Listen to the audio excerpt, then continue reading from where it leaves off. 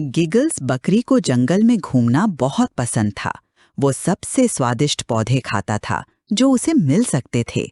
उसने कभी नहीं सोचा कि पौधे कहाँ से आए या वे कैसे बढ़े, बस इतना कि वे स्वादिष्ट थे। गिगल्स के लिए जीवन एक स्वादिष्ट साहसिक कार्य था। हर दिन गिगल्स अपनी पसंदीदा जगहों पर जाता, मीठे जामुन और रसदार पत्तियां खाता। उसका पेट भरा होता और दिल खुश होता। उसे कभी एहसास नहीं हुआ कि उसके पसंदीदा पैच खाली होते जा रहे हैं। लापरवाह बकरी के लिए जंगल की दौलत अंतहीन लग रही थी। एक धूप भरी सुबह गिगल्स अपनी सबसे अच्छी बेरी झाड़ी के पास पहुंचा, लेकिन शाखाएं लगभग खाली थीं। ओ प्रिय, वो चिल्लाया, सारे जामुन कहाँ चले गए? उसने अपना सिर खुजाया, ये सोचकर कि अब वो क्या खाएगा। तभी प्रोफेसर हूट, बुद्धिमान बूढ़ा उल्लू, उसके ऊपर एक शाखा पर बैठा था। हो गिगल्स, उसने दयालुता से कहा, ऐसा लगता है कि तुम्हारे पसंदीदा पौधे अब इतने प्रचुर नहीं हैं। गिगल्स ने उल्लू की ओर देखा। उसके कान चिंता से लटक रहे थे। पौधों को देखभाल की जरूरत होती है गिगल्स, प्रोफेसर हूट ने समझाया। लेना कहानी का आधा हिस्सा है। वापस देने से उन्हें मजबूत और स्वस्थ बढ़ने में मदद मिलती है। गिगल्स ने ध्यान से सुना। उसकी आंखें नई समझ से चौड़ी हो गईं। उसने पहले कभी इस तरह से नहीं सोचा था। गिगल्स ने अपना सिर झुकाया। वापस देना? उसने पूछा। प्रोफेसर हूट ने सिर हिलाया। हाँ, बीज बोकर, अंकुरों को पानी देकर और पृथ्वी की देखभाल करके आप पौधों को पनपने में मदद करते हैं, उन्होंने धैर्यपूर्वक समझाया।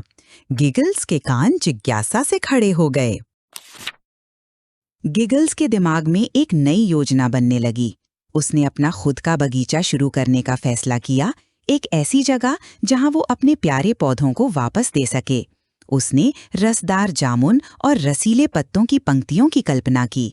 ये सब उसकी अपनी देखभाल के लिए धन्यवाद। अगले दिन गिगल्स काम पर लग गया। उसने सावधानी से बचे हुए जामुन और फूलों से बीज एकत्र किए। उसने एक उद्देश्य की भावना महसूस की जो उसने पहले कभी अनुभव नहीं की थी, एक खुशी जो केवल खाने से परे थी। अपने छोटे खुरों से गिगल्स ने धूप वाले मैदान में धीरे से छोटे छोटे छेद खोदे। उसने अंदर बीज रखे, उन्हें मुलायम मिट्टी से ढक दिया। प्रत्येक छोटा छेद नई जिंदगी की उम्मीद और वादे से भरा था। पानी ढूंढना एक चुनौती थी, लेकिन गिगल्स दृढ़ था। उसने एक बड़ा पत्ता खोजा जो पानी पकड़ सकता था, और उसने सावधानी से इसे अपने नए बगीचे में पहुंचाया, अतिरिक्त सावधानी बरतते हुए एक बूंद भी न गिराए। उसने धीरे से बीजों के ऊपर पानी डाला और मिट्टी को नमी से अंधेरा होते देखा। उसने बीजों को बढ़ने के लिए प्रोत्साहित करने के लिए एक छोटा सा गाना गाया। उसका दिल उम्मीद से भरा हुआ था। ये कठिन काम था, लेकिन ये बहुत अच्छा लग रहा था। दिन ब दिन गिगल्स ने अपने बगीचे की देखभाल की। उसने खरपतवार निकाले, भूखे कीड़ों को भगाया और बढ़ते बीजों के लिए और गाने गाए। उसने धैर्य रखना सीखा, ये भरोसा करते हुए कि उसके प्रयासों का फल मिलेगा। एक सुबह गिगल्स एक अद्भुत दृश्य देखकर उठा। छोटे छोटे हरे अंकुर मिट्टी से अपना रास्ता बना रहे थे। उसने खुशी से हाँफते हुए कहा। उसका दिल खुशी से फूल गया। उसकी मेहनत रंग लाई थी। जैसे जैसे दिन हफ्तों में बदलते गए, गिगल्स का बगीचा फलता फूलता रहा। जामुन की पंक्तियां पक गईं और पत्तेदार साग रसीले और भरे हुए हो गए। ये उससे भी ज्यादा सुंदर था जितना उसने कल्पना की थी। गिगल्स को एहसास हुआ कि उसके पास उससे ज्यादा जामुन और साग हैं जितना वो कभी खा सकता है। उसने सोचा कि वो वापस दिए बिना कितना लेता था और उसके दिमाग में एक नया विचार आया। उसने अपने जंगल के दोस्तों के साथ अपनी फसल साझा करने का फैसला किया। उसने अपनी झोली में सबसे स्वादिष्ट चीजें भरी और अपने बगीचे की खुशी फैलाने के लिए निकल पड़ा। वह उनके चेहरों को खुशी से चमकते देखने के लिए इंतजार नहीं कर सकता था। उसने सबसे पहले रोजी रैबिट का दौरा किया, जो रसदार जामुन की टोकरी पाकर बहुत खुश हुई। रोजी की आंखें खुशी से चौड़ी हो गईं और उसने गिगल्स को गर्मजोशी से गले लगाकर धन्यवाद दिया। गिगल्स ने अपने दिल में एक गर्माहट महसूस की। अगला, उसने बरनाबी भालू को पाया, जिसे पत्तेदार साग बहुत पसंद था। बरनाबी ने गिगल्स को एक बड़ा भालू आलिंगन दिया। उसका आभार छलक रहा था। गिगल्स को एहसास हुआ कि अपने उपहारों को साझा करना उन्हें खाने से भी बेहतर लगता है। जैसे ही गिगल्स ने अपने बगीचे की समृद्धि को साझा करना जारी रखा, उसका दिल बड़ा और उज्जवल होता गया।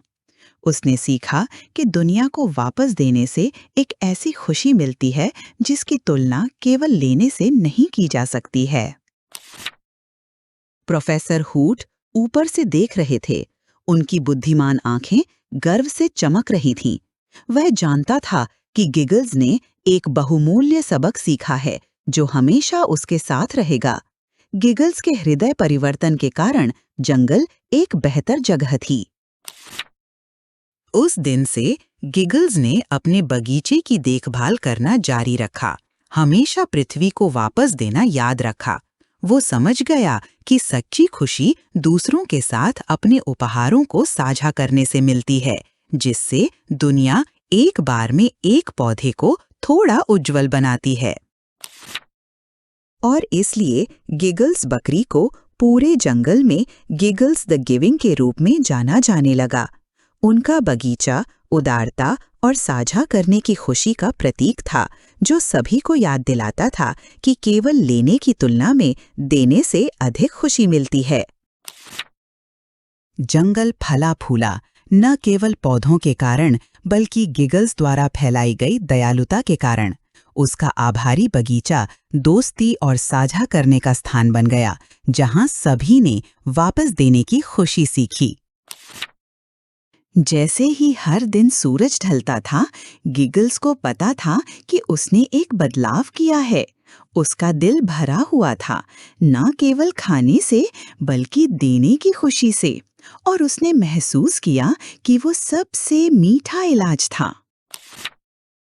और इसलिए गिगल्स खुशी से जीता रहा, हमेशा प्रोफेसर होट से सीखे गए बहुमूल्य सबक को याद रखता है कि आपके उपहारों को देना और साझा करना केवल लेने की तुलना में अधिक खुशी लाता है।